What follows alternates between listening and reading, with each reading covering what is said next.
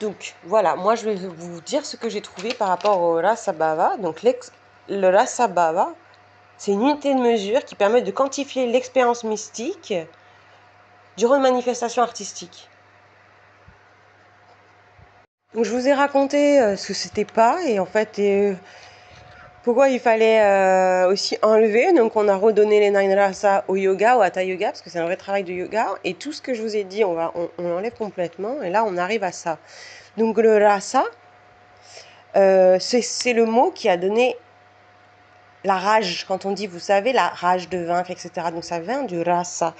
Ou la rage, on peut en parler aussi après un artiste en scène, par exemple. Il avait vraiment la rage, c'était vraiment beau. Donc ça vient du rasa. Et la définition du rasa au niveau sanskrit, ça veut dire princesse du chemin. Le rasa, c'est le bord du chemin. Rasa del camino, par exemple, en espagnol, le bord du chemin. Ça a donné aussi dans certains mangas, on parle du 4e ombre du vent. On peut parler aussi de l'orée ou de la lisière.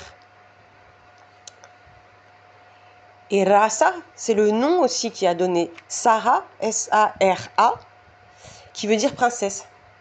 Donc, princesse du chemin. Et on entend d'ailleurs sur Sarah dans la Bible, je crois, je peux me tromper entre la Bible ou la Torah, je ne sais pas trop.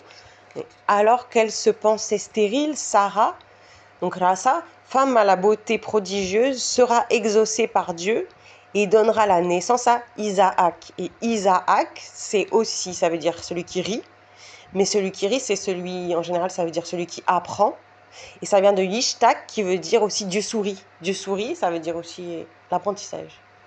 Donc, ça montre aussi ce que pas mal de personnes ont vécu ces dernières années, notamment en art, de se trouver peut-être infortunes par rapport à d'autres, donc stériles, dans le rasa, tout en étant des somptueux artistes. Parce que